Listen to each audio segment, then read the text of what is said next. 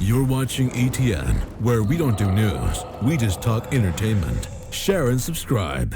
Hey guys, welcome to Entertainment Talk Nation. This is Rob. This video, we're going to be doing our review for episode 2 of season 2 of The Mandalorian, entitled The Passenger. This episode was okay. I would say, looking back at the first season and the first episode of this season, this is probably my least favorite in terms of I guess storytelling. Like, the episode in and of itself, singularly within itself, the story was fine, you know, and obviously the action, once again, the effects were great.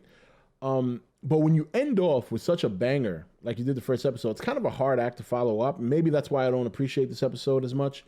But it's not to say it was bad. Actually, it was quite funny in many instances with the kid, Baby Yoda, because, well, in this episode, Mandalorian is now ready to leave Tatooine, and he's still looking for information. And the lady who runs the port basically tells him, look, I know somebody who knows where there might be some Mandalorians in exchange for, you know, safe passage. And turns out to be like a frog lady who wants to take her eggs to her husband to get them fertilized. The problem is that they have to travel at sub light speed, because if they travel in light speed, it'll kill the eggs. Obviously, the Mandalorian is not fond of this, but he wants the information. He agrees to the terms, and off they go. During their travel and sub, everything seems to be going fine until two X-Wings, you know, fly side by side next to the Razor Crest, and they start questioning the Mandalorian, you know, and then eventually they ask him to ping. And by pinging, he would have given away information. He knows what he's done. He knows that they probably know. So he pauses for a minute and then dips into a planet, not Hoth, but it is like an ice snowy planet. During this time too, I want to mention, because this is one of the funniest things, on the ship while they're traveling, Baby Yoda approaches the jar, this big jar that the frog lady was carrying with eggs, and then he kind of uses his force powers. Now, initially, I said to myself, wow, wouldn't this be amazing if, you know, this would be weird, but amazing at the same times. But what if, because it's such a danger to travel at sublight, what if this Baby Yoda is able to do something to protect these eggs from light speed, or maybe he's able to use his force powers to get them fertilized for her. So I don't know. But I thought to myself, he was going to do something special. And he gets up, opens the hatch, he grabs an egg, he's looking at it, and then he pops it in his mouth, and I started dying. So very, very funny. But back to what's happened. So there's a nice little chase scene from space into this ice planet, and eventually Mandalorian crash lands and then falls into what seems to be a cave where he's escaped the X-Wings, at least for the time being, but the ship is taking a lot of damage. They seem to be trapped, and it is freezing. So the Mandalorian decides, you know, hey, let's sleep this off, and we'll figure something out tomorrow. You guys better stay warm. But then the frog lady insists that they do something now. She obviously has some kind of skill, and she takes the robot from season 1 that almost killed Baby Yoda until Baby Yoda uses the Force or whatever. And she programs it so that she can translate what she's saying to the Mandalorian, because he really couldn't understand her. And then she says, you know, she insists that they get something done now because the eggs will not survive. Mandalorian tells her, look, I'm sorry. This is how things are. And then she kind of calls him out. She says, you know, I thought the Mandalorians were about honor and code, and I'm paraphrasing. And he says, all right, you know what? She's got a point. He goes out there, he starts repairing his ship. And during the repairs, she scampered off. The kid comes to tell him in the best way he can. And it turns out that she finds a hot spring. And she's in there, and she's keeping her eggs warm. She's got her eggs floating around in the hot spring while she's laying in there. And Mandalorian comes up and says, look, this is not a great idea. You know, I should be able to get the ship going. Let's get moving. So while he's helping the frog lady gather up her eggs to put back in the jar, Baby Yoda, who was already told by the Mandalorian, do not eat the eggs, decides to go off and just wander around. And what looks like a scene out of Alien, or Aliens, I should say, he comes across these, what looks like, well, the alien eggs, the face hugger eggs. And he opens one up, and he grabs what looks to be a spider that hasn't, officially hatched yet, and he pops it in his mouth. Then they all start opening. I said to myself, wow, is this going to be a little a cross thing here? But no, all these little spiders start hatching, and then other spiders start coming out of the cave, and then a big Mondo spider comes out of the cave, and they're being chased back to the Razor Crest. Now there's a big hole in the side of the ship, so the spiders get in, and basically the Mandalorian gets everybody to the cockpit, seals it the best way he can, and then he says, all right, look, we're just going to take off like this because we can't stay here. And just as he's taken off, another big spider, because he had killed the one prior that was chasing along with the little ones, and he's popping all these things off while he's running away. Another spider comes and slams down the ship, and they look to be pretty doomed. Now, interesting enough, during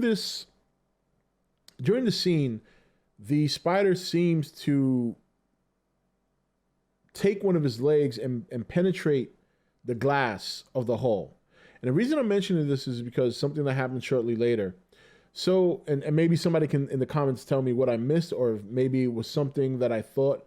But anyway, they look to be doomed, and then suddenly the X-Wing pilots that were confronting him before arrive, and they basically kill all the spiders. They kill the big one, and they look like they're about to arrest the Mandalorian, but they realize that records show that not only did he help with that jailbreak, this is the one from last season, but he also helped apprehend those involved.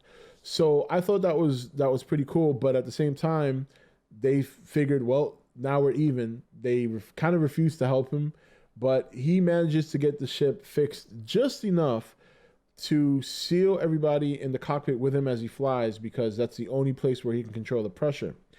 Going back to what I said before, what confuses me is I at least it looked to me like the giant spider penetrated the hole with its leg.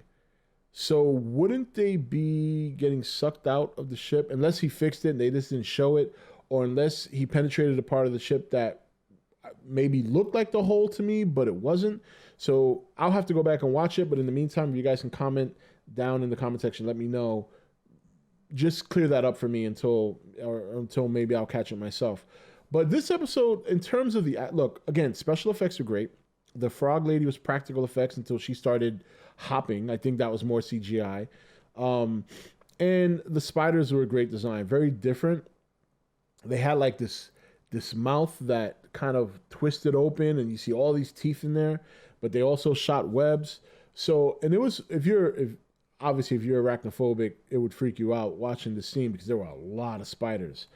Kind of reminded me like Out of the Mist, because they were pale spiders, obviously. And while they didn't look like the mist spiders, they kind of varied in size like the mist spiders, and they had a distinct face, kind of like the spiders from the mist. The only difference is the spiders from the mist, their webs would basically rip through your skin, and this one's just worked like normal web.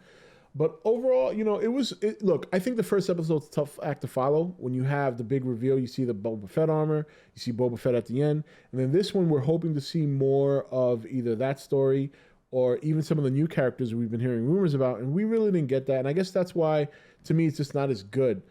Maybe I would have taken the episode a little bit better had it not had to follow up such a big bomb in the first one.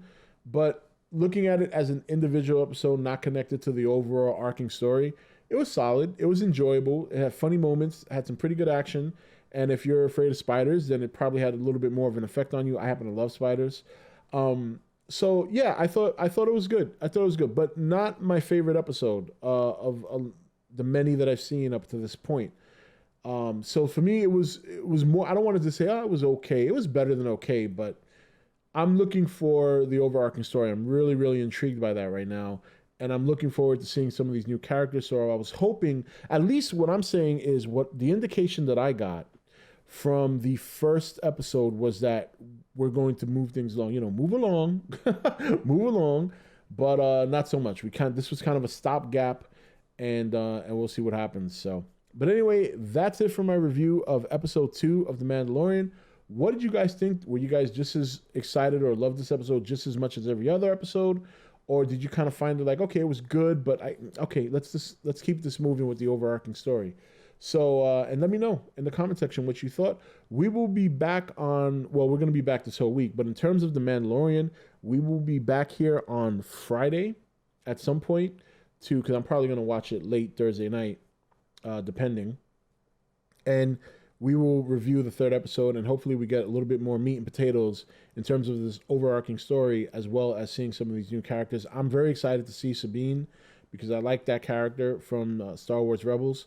So, and of course, Ahsoka Tano, which is obviously a very popular Jedi for many. So that's it for this video. This is Rob signing off for E.T.N, where we don't do news, we just talk entertainment.